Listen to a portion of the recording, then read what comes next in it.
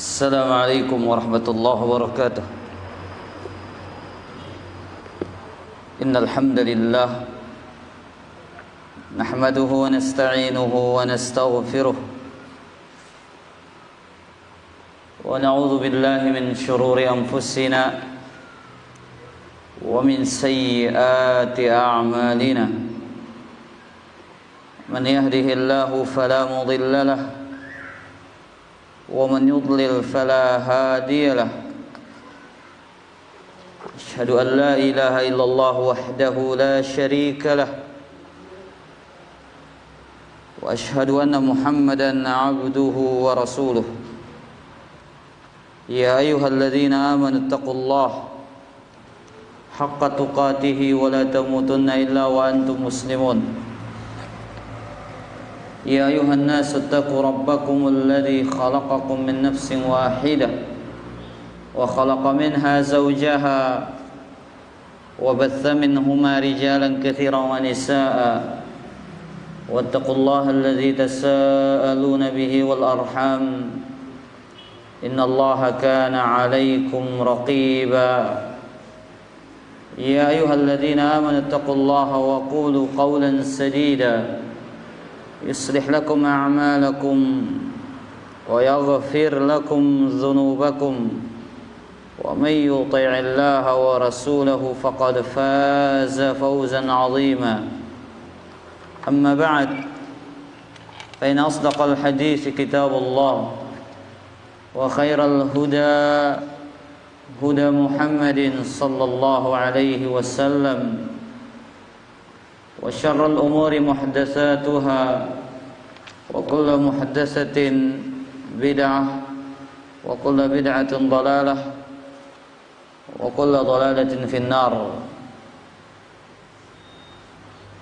معاشر المسلمات rahimani wa rahimakumullah. Alhamdulillah, di sore hari ini kita bisa kembali bermajlis, kembali menuntut ilmu, kembali mengkaji dan mengaji. Beberapa nasihat, beberapa wejangan yang penting untuk didengarkan, karena setan selalu memasuki hati-hati yang lalai. Karena setan tidak pernah berhenti menggoda manusia untuk berpaling dari jalan Allah Subhanahu wa taala. Maka oleh karena itu, agar menyegarkan hati yang lalai dan memperingatkan jiwa-jiwa yang mulai layu dengan mendengarkan nasihat-nasihat dari Al-Quran serta dari hadis-hadis Rasulullah sallallahu alaihi wasallam, kita masih pada kitab Nasihatil Nisa, bagian yang ke-6, nasihatku untuk para wanita. Kita masih berbicara tentang afatul lisan, penyakit-penyakit lisan. Kita sampai pada poin yang keempat, penyakit lisan yang keempat, an-namimah, yaitu an-namimah, mengadu domba.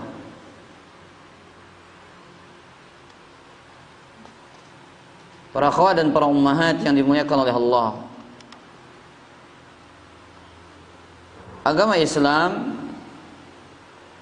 adalah agama yang memerintahkan kepada persatuan, agama yang memerintahkan untuk saling berkasih sayang. Agama kita menutup segala pintu dan celah yang merusak persatuan dan kesatuan, yang merusak hubungan antar sesama. Maka Islam melarang untuk tidak saling bertegur sapa antara kedua muslim, gara-gara urusan dunia melebihi lebih dari 3 hari.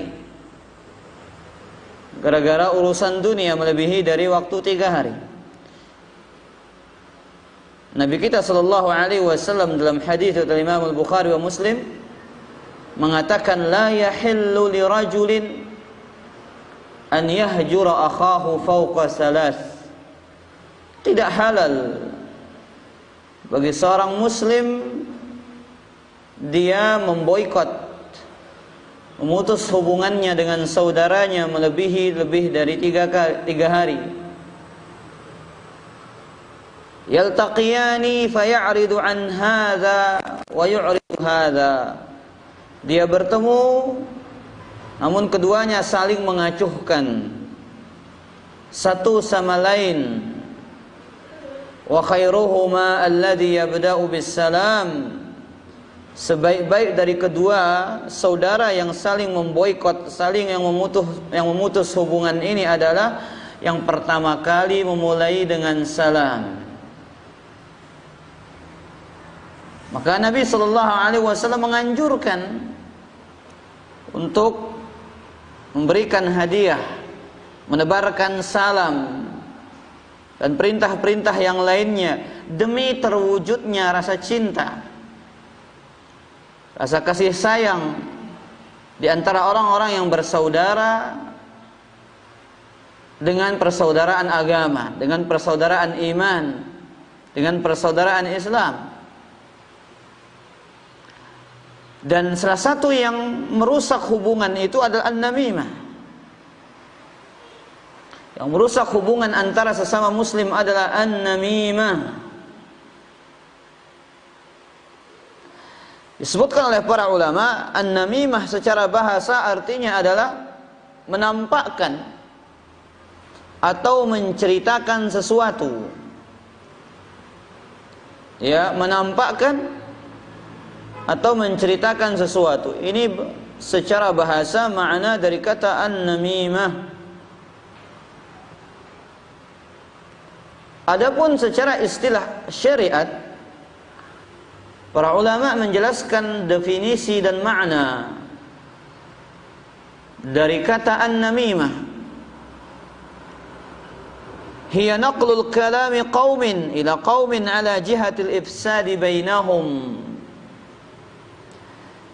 Ya, yaitu menceritakan perkataan orang kepada orang lain,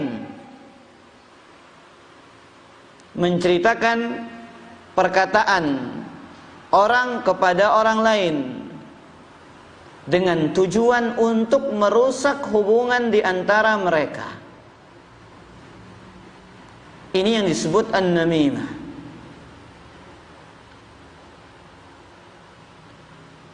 Maka Allah Subhanahu wa taala telah mencela orang-orang yang memiliki sifat ini. Orang yang memindahkan ucapan-ucapan kemudian dibumbui dengan kedustaan, dipindahkan kepada orang lain untuk merusak hubungan di antara mereka. Allah cela mereka. Kemudian yang mendengar ucapan ini dilarang untuk menghiraukan ucapan mereka. Ada orang-orang yang datang kepada kita membisikkan ke telinga kita ucapan-ucapan yang tidak lain tujuannya adalah untuk merusak hubungan kita dengan saudara kita. Jangan cepat ditanggapi. Apalagi sampai begitu cepat membenarkannya. Akan tetapi sifat kita adalah yang pertama mencari kebenaran, tabayyun, mencari kebenaran akan ucapan dia, ya, bukan membenarkannya dan mendengarkannya. Kata Allah dalam surat Al-Qalam ayat ke-10 sampai 12, wala tuti' kulla hallafin mahin. Janganlah engkau taat kepada orang-orang yang banyak bersumpah, lagi hina. Allah larang kita taat kepada orang yang suka banyak sumpahnya. Demi sedikit wallahi bagus. Oh ini wallah, sedikit-sedikit wallahi, demi Allah, demi Allah.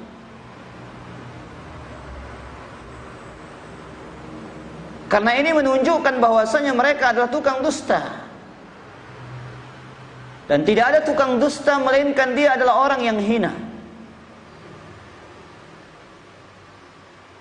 Kemudian Allah mengatakan hammazim masya'im binamim. Hammaz, yang suka mencela, masya, orang yang berjalan kian kemari, binamim, berbuat namimah, melakukan adu domba, merusak hubungan antar sesama.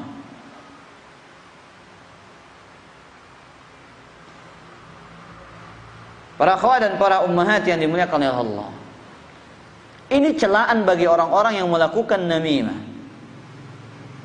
Ya, Allah cela dengan mereka dengan firman-Nya. Allah sebutkan mereka, abadikan di dalam Al-Qur'an-Nya sepanjang masa. Yang mana hukum ini berlaku sepanjang masa. Jangan pernah mendengar, jangan pernah taat kepada orang-orang yang suka mengadu domba. Jangan kita mau diperolok-olok oleh mereka, sehingga hati kita cepat tertarik mendengarkan ucapan mereka. Kemudian kita memusuhi saudara kita gara-gara ucapannya. Ini sikap kita orang-orang yang beriman, para ummahat. Jangan, kata Allah, engkau taat kepada orang yang suka banyak bersumpah, ya, kemudian kepada orang-orang yang suka mencela, dan orang-orang yang berjalan kian kemari dengan mengadu domba.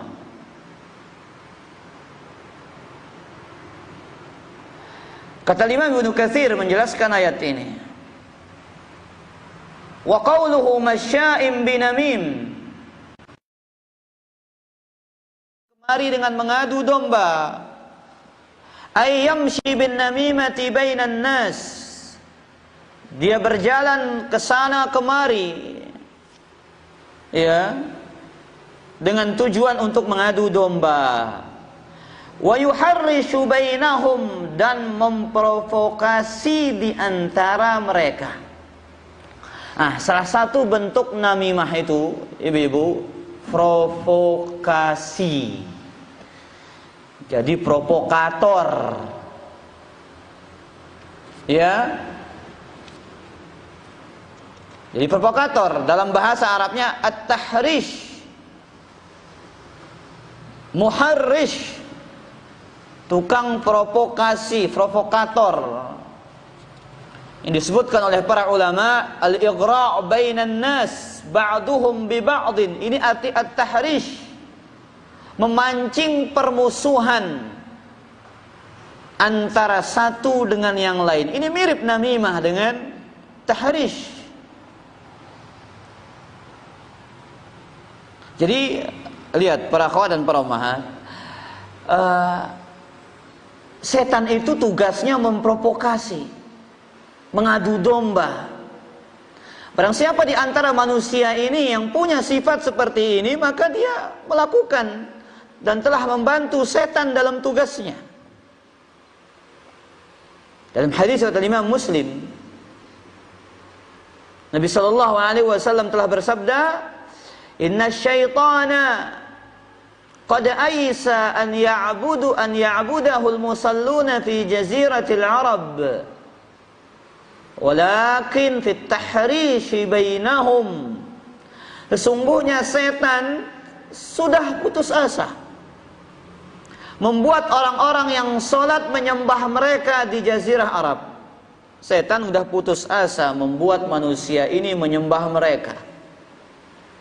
Tetapi cara yang lain, walakin fit tahrish bainahum, namun setan selalu melakukan provokasi di antara mereka, memecah belahkan hati mereka, menimbulkan pertengkaran di antara mereka, menimbulkan permusuhan dan kerusakan di antara mereka.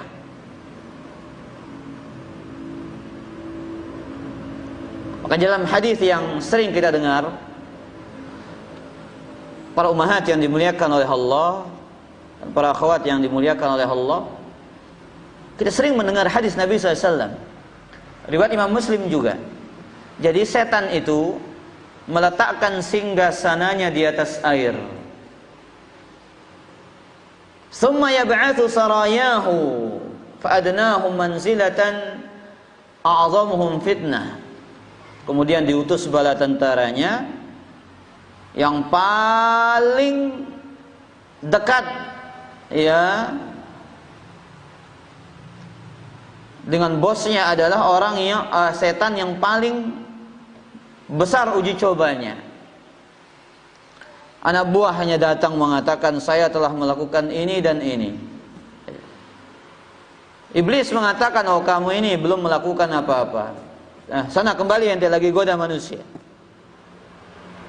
Anak buah yang lain mengatakan, ma taraktuhu hatta farraqtu bainahu wa baina imra'atihi. Ya, ini bahasa sederhananya ibu-ibu. Wahai bos, saya sudah berhasil menggoda fulan dengan fulan, fulanah dengan fulan, sehingga suami dan istri ini bisa bercerai. Apa katanya? Qala fayudni minhu wa yaqulu ni'ma anta. Kemudian ketua setan ini mengatakan, ya, kamulah yang terbaik, kamulah yang terhebat. Terus lakukan itu, pecah belah hatinya orang-orangnya, ya, jadikan mereka bermusuhan. Maka para akhwat dan para ummahat, kata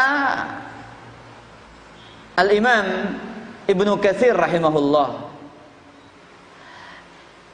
ada dua macam mengadu domba. Ada dua macam mengadu domba. Kata beliau, an-namimatu ala qismain. Mengadu domba itu, an-namimah itu ada dua macam. Yang pertama, taratan takunu ala wajhi at-tahrish bainan nas. Terkadang, kata beliau, ya, takunu ala wajhi at-tahrish bainan nas, dalam bentuk memprovokasi di antara manusia, menjadikan mereka bermusuhan. Ini sekedar memprovokasi saja ibu-ibu. Ini bentuk yang pertama.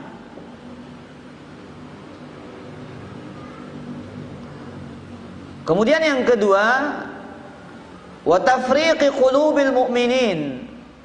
Yang kedua, dia memisahkan, mencerai-beraikan antara orang-orang yang beriman.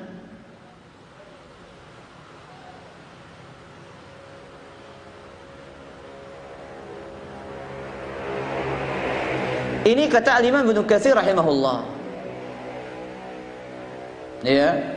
Yang pertama hanya sekedar menimbulkan permusuhan saja, hanya sekedar provokasi saja. Yang kedua ini dia tidak akan selesai, melainkan sampai dia berpisah, ya, sampai dia betul-betul terjadi permusuhan di antara mereka.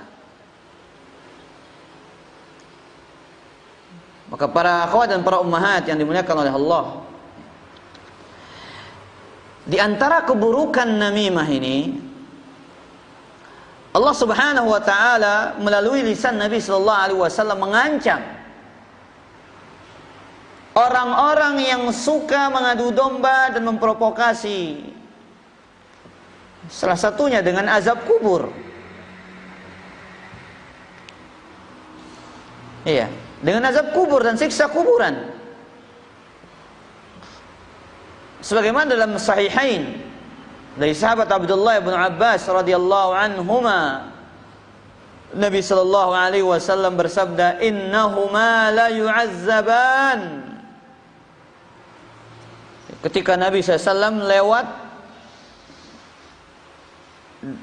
di dua kuburan. Kemudian Nabi mengatakan, sesungguhnya yang penghuni dua kuburan ini sedang disiksa. Wa ma yu'adzabani fi kabirin. Sesungguhnya keduanya disiksa, tidaklah disiksa dalam perkara yang berat. Artinya perkara ini mudah ditinggalkan. Ibu-ibu, meninggalkan larangan itu ya sebenarnya lebih mudah daripada mengerjakan perintah. Meninggalkan larangan itu sebenarnya lebih mudah daripada mengerjakan perintah. Dari sisi yang mana kita mengerjakan perintah butuh waktu, butuh tenaga, terkadang butuh harta. Tapi kalau untuk meninggalkan enggak, cukup dengan tidak dilakukan, selesai. Sebenarnya tapi karena perkara-perkara yang dilarang ini didukung oleh syahwat kita, sehingga itu yang menjadikan kita lebih tertarik untuk melakukannya, padahal itu lebih berat. Coba bersedekah misalkan. Sedekah itu kan berat, ibu-ibu, harus ngeluarin duit, mikir berapa yang keluar, nanti kembali yang sama apa enggak. Contoh yang lain, jangan bertutur kata kotor, tinggal diam aja, selesai. Enggak butuh tenaga lagi untuk ngomong, enggak. Tapi itu kenapa kita berat untuk meninggalkannya? Karena itu sesuai dengan selera kita, sesuai dengan hasrat kita, sesuai dengan hawa nafsu kita. Tapi berbeda dengan perintah para akhwat dan para umat. Perintah ini kebanyakan itu berat atas jiwa kita, tidak sesuai dengan selera kita. Maka itulah kita mengingat sabda Nabi sallallahu alaihi wasallam, "Huffatul jannatu bil makarihi wa huffatun nari wa huffatin naru bisyahawati." Surga itu dikelilingi dengan perkara yang kita tidak sukai. Makanya menjalankan perintah itu terasa berat. Sedangkan neraka itu dikelilingi dengan perkara-perkara yang sesuai dengan selera dan syahwat kita. Baik. Kata Nabi SAW, kedua penghuni kuburan ini lagi disiksa. Wa ma yu'adzabani fi kabirin. Mereka disiksa bukan karena dosa yang berat untuk ditinggalkan. Enggak berat untuk ditinggalkan. Amma ahaduhuma fakana yamshi bin namimati. Salah satunya ini dia suka adu domba. Padahal tinggal diam di rumahnya, enggak usah kesana kemari, kan selesai. Tinggal diam, selesai perkara, enggak akan ada permusuhan, dia enggak dapat dosa. Malahan dengan diamnya di rumah itu akan menjadikan dia mendapatkan pahala di sisi Allah. Wa ammal akharu fakana la yastatiru min baulihi. Sedangkan yang kedua, kata Nabi sallallahu alaihi wasallam, ya, dia orang yang tidak suka menutupi dirinya dari buang air kecil. Atau riwayat yang lain, tafsiran yang lain mengatakan dia orang yang tidak suka memperhatikan bekas kencingnya. Artinya tidak suka bersuci dari bekas kencingnya.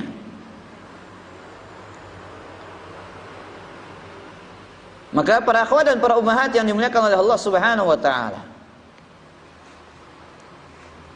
ini ancaman bagi mereka yang melakukan adu domba, yang suka memprovokasi di antara kaum muslimin. Bahkan dalam hadis yang lain Nabi SAW secara tegas mengatakan, la yadkhulul jannata qattat, tidak akan masuk ke dalam surga orang yang suka mengadu domba. Dalam riwayat yang lain an-nammam. Tapi para ulama sebagian mengatakan, ibu-ibu, kata qattat tidak akan masuk surga qattat. Qattat ini berbeda dengan namimah, kata mereka. Berbeda dengan mengadu domba. Kalau mengadu domba itu dia sengaja nyebarin ucapan orangnya, disebar sana sini untuk merusak hubungan.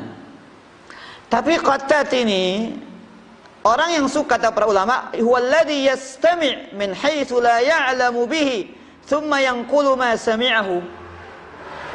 Orang yang suka dengar ucapan orang, dia nggak tahu benar apa enggak, kemudian dia sebarin ke sana dan kemari. Nah, suka dengerin ucapan orang, nggak tahu benar atau salah, kemudian disebarin. Itu maksud dari kata qattat. Lihat para akhwat, di sini Nabi mengatakan nggak masuk surga, nggak masuk surga. Kalau kita menggunakan mazhabnya orang-orang Khawarij, kalau kita gunakan mazhabnya orang-orang Khawarij, pelaku qattat itu kekal di neraka. Orang-orang yang namimah itu kekal di neraka. Berbeda dengan mazhab kita, mazhabnya Ahlus Sunnah, pelaku dosa besar, ya, mereka tahtal masyiah, di bawah kehendak Allah Subhanahu wa taala.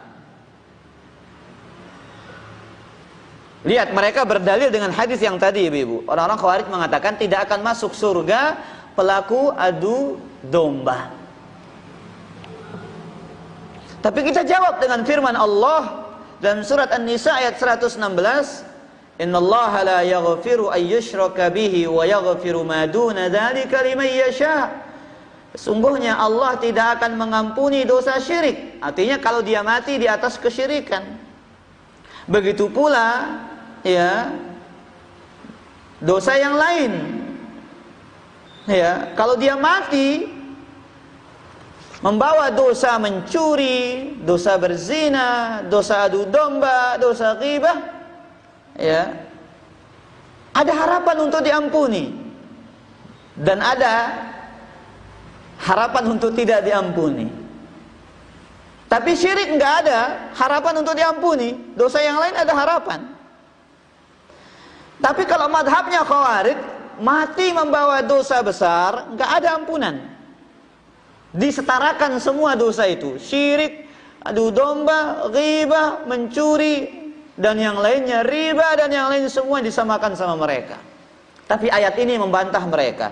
Sesungguhnya Allah tidak akan mengampuni dosa orang-orang yang melakukan kesyirikan. Wa yaghfiru ma duna dzalika liman yasha. Dan Allah mengampuni dosa selainnya bagi yang Allah kehendaki. Bagi yang Allah kehendaki. Ya, susahnya kalau kita bukan termasuk yang dikehendaki kan susah ini, Ibu. Iya.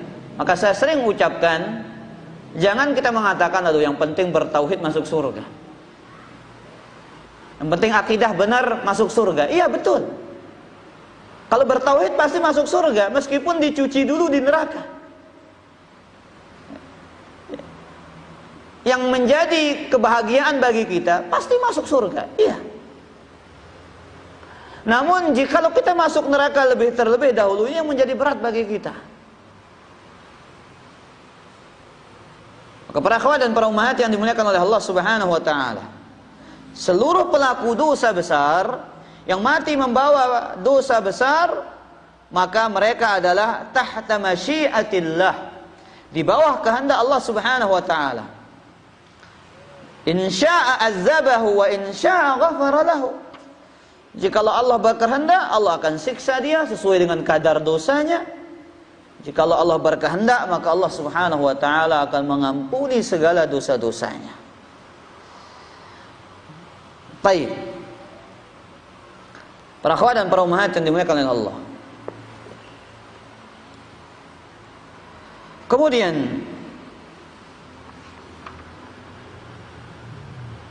di antara kerusakan yang ditimbulkan oleh namimah,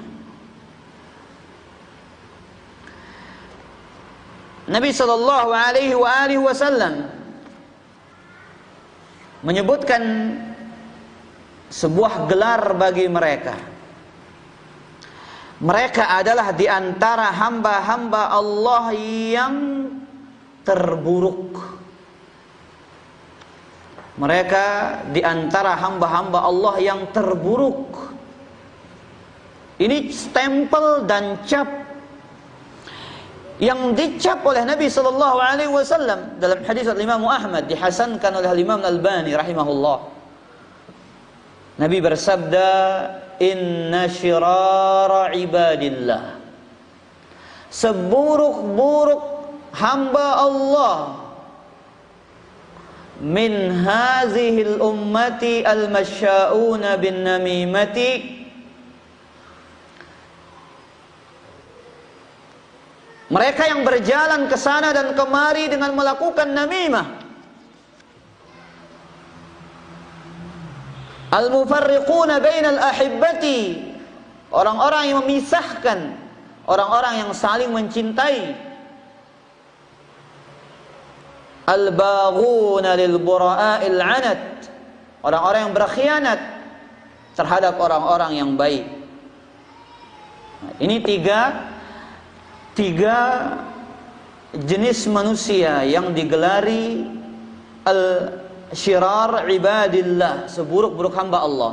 Yang pertama, pelaku adu domba. Yang kedua, yang memisahkan orang-orang yang saling mencintai. Yang ketiga, orang yang berkhianat terhadap orang yang baik. Maka silahkan kita pilih di mana di antara tiga orang ini yang kita inginkan. Dan subhanallah, bahayanya dan ini yang menunjukkan lemahnya hati kita, ibu-ibu. Hati kita sebagai manusia ini. Jadi kala ada orang yang menyampaikan ucapan yang gak baik tentang kita, kita cepat nerima dia. Subhanallah. Kalau ada orang yang menyebutkan suatu ucapan tentang diri kita yang tidak baik, kita cepat nerima dia. Padahal belum tentu kebenaran yang diucapkan orang itu.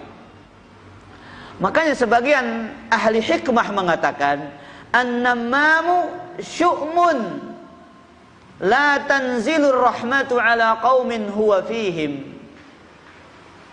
Tukang adu domba ini adalah racun.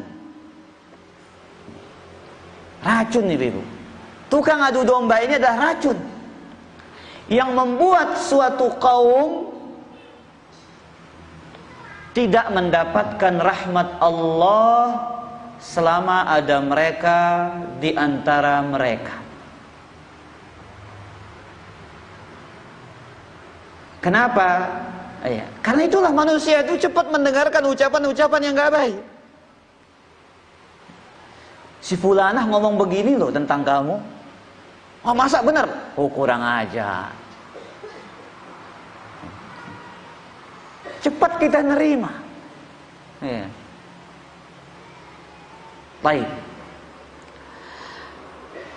Maka seharusnya para akhwat dan para ummahat, ketika ada dua orang yang bermusuhan, yang hubungannya dikatakan agak retak, bukan seharusnya ya memperburuk hubungan di antara mereka. Jangan menambah kerusakan. Bukankah Allah mengatakan wala ta'asaw fil ardi fasmufsidin? Janganlah kalian ya berjalan di atas muka bumi dengan melakukan kerusakan. Allah perintahkan kita dengan mengatakan fattaqullaha wa aslihu dzata bainikum. Bertakwalah kepada Allah dan damaikanlah ya di antara orang-orang yang berselisih di antara kalian. Damaikan, bukan menyalakan api adu domba, menyalakan api provokasi.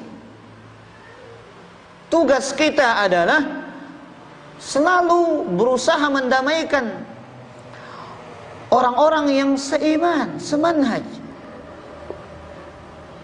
se-Islam, seagama, seakidah. Ini pegang prinsip ini para ummahat dan para akhwat. Ketika ada ucapan-ucapan yang gak baik tentang saudara kita, jangan cepat-cepat diterima. Harus difilter terlebih dahulu, filter, saring. Ya, apakah ucapan itu benar apa enggak? Kalau benar, ya, kita tutupi kesalahan dia. Ya, kita mohonkan dia ampunan di sisi Allah Subhanahu wa taala, itu yang seharusnya.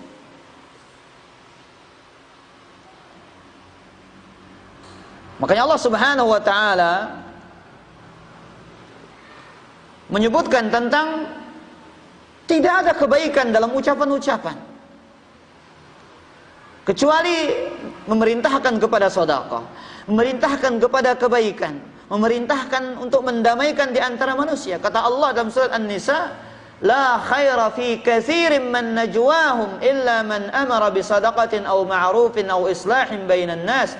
Tidak ada kebaikan pada kebanyakan omongan-omongan mereka kecuali memerintahkan kepada sedekah, memerintahkan kepada kebaikan, memerintahkan kepada mendamaikan di antara manusia. Setelah itu Allah sebutkan ganjarannya, balasannya, wa man yaf'al dzalika ibtigha'a mardatillah fasawfa nu'tihi ajran 'azima. Barang siapa yang melakukan itu mencari ridha Allah, maka kami akan berikan dia ganjaran pahala yang sangat besar.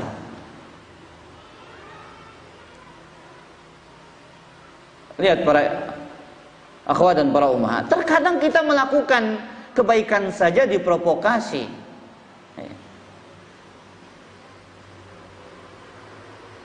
Orang melakukan kebaikan saja diprovokasi. Orang bangun tempat dakwah, orang buka kajian, jangan kajian ke sana. Begini.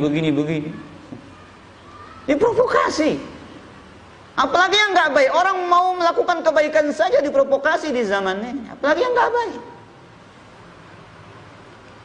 Taib. Kemudian para akhwat dan para ummahat, ya, terkadang kita nggak sadar dengan rusaknya hubungan kita itu mengikis amal-amal kebaikan kita. Ini bahayanya rusak hubungan kita para akhwat dan para ummahat. Dalam sunnah Nabi Daud, Nabi SAW mengatakan, ala ukhbirukum bi afdal min darajatis siyami was salati was sadaqah. Mau enggak aku kabarkan kepada kalian amalan yang menyamai derajat puasa, derajat salat, derajat sedekah. Ini kata Nabi SAW. Mau enggak kira-kira aku kabarkan kepada kalian amalan yang sama pahalanya dengan puasa, dengan salat, dengan sedekah. Para sahabat radhiyallahu anhum menjawab, qalu bala ya Rasulullah, tentu wahai Rasulullah. Qal salahu zatil bain. Lihat, baiknya hubungan antar sesama. Nah, bagus hubungan ta. Atau mendamaikan orang-orang yang berseteru. Iya. Mendamaikan orang-orang yang berselisih. Fa inna fasadi dzatil baini hiyal haliqah. Karena orang yang semakin merusak keadaan orang-orang yang berseteru, dialah pembuat kebinasaan. Itulah yang mengikis pahalanya.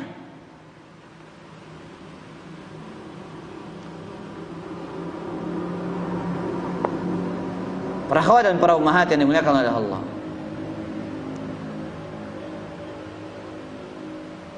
Kemudian kata Syekh Muhammad bin Shalih Al-Utsaimin rahimahullahu taala, wazifatul muslim ma'a ikhwanihi, tugas seorang muslim terhadap saudaranya. Ini prinsip dalam bergaul para akhwat dan para ummahat. Ini prinsip dalam bergaul, berinteraksi. Ya. Terkadang ada ucapan kita yang nggak kita sadar bikin saudara kita sakit hati. Memang maksud kita nggak nyakitin, tapi terkadang itu membuat dia tersinggung. Maka gunakan prinsip ini dalam bergaul. Mana dia? Ayyakuna hayyinan layyinan bil qawli wal fi'l. Hendaknya dia orang yang berlapang dada dan berlemah lembut dalam tutur kata dan perbuatannya.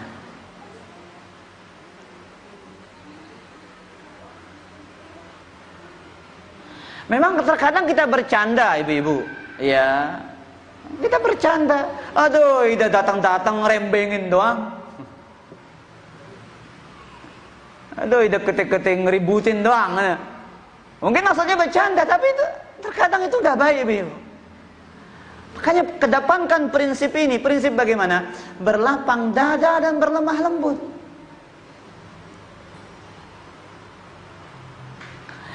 Lianna hadza mimma yujibul mawaddata wal ulfata bainan nas. Karena dengan berlapang-lapang dan berlemah lembut akan menimbulkan kecintaan dan keterikatan hati di antara manusia.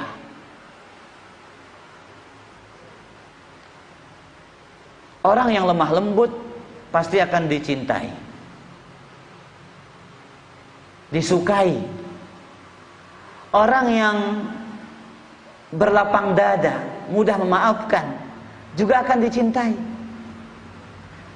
Santar, dia dah tahu gedak dengan saya nukah, tima macam-macam mau kata muni ngena.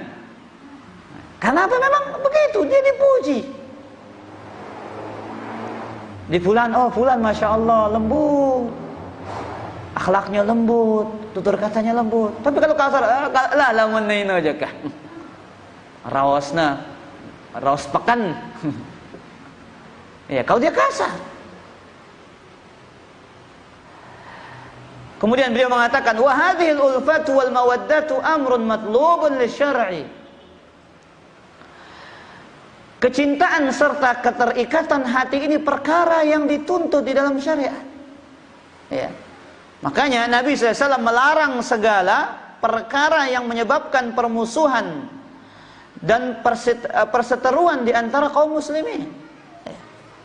Maka kedepankanlah sikap mendamaikan, bukan memprovokasi. Dekatkan, bukan jauhkan. Dekatkan, bukan jauhkan para akhwat dan para ummahat yang dimuliakan oleh Allah. Apalagi ini, ada bentuk namimah ini, satu bentuk namimah yang berbahaya juga. At-takhbib. At-takhbib namanya ibu. Ya, ada ya, seorang ibu-ibu curhat, teman curhatnya ini salah dalam memberikan nasihat. Apa katanya? Minta cerai sudah. Suami yang enggak benar itu. Hati-hati. Ya, bisa jadi apa yang diceritakan oleh sang wanita itu tidak seperti yang ada pada sang suaminya. Ya, apalagi terkadang, ya ini banyak terjadi para akhwat dan para ummahat yang dimuliakan oleh Allah. Ketika kita melihat anak kita menikah dengan orang lain, tentunya yang namanya manusia banyak kekurangan. Dia melihat menantunya mungkin kekurangan, dia kecewa sama menantunya misalkan. Jangan sampai dia menjadi takhbib mertua ini sebagai pelopor perceraian antara antara anak dengan menantunya. Jangan. Terlebih kesalahan itu hanya bersifat duniawi, yang bisa ditolerir atau bisa diperbaiki. Dia menasehati, seharusnya dia kedepankan nasihat dan nasihat. Bukan malah takhbib, menjadikan antara anaknya dan suaminya bercerai. Sebagaimana kata Nabi SAW, man khabbaba zawjata mri'in falaysa minna. Barang siapa yang melakukan takhbib, ya, menimbulkan permusuhan agar terjadi perceraian, maka dia bukan termasuk golongan kami. Ini sabda Rasulullah sallallahu alaihi wa alihi wasallam. Para akhwat dan para ummahat yang dimuliakan oleh Allah Subhanahu wa taala.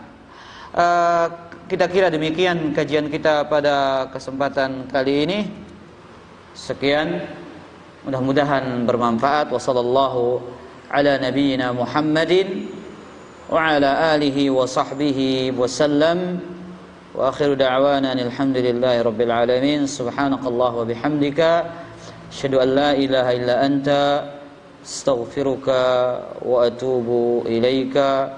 Wassalamu alaikum warahmatullahi wabarakatuh.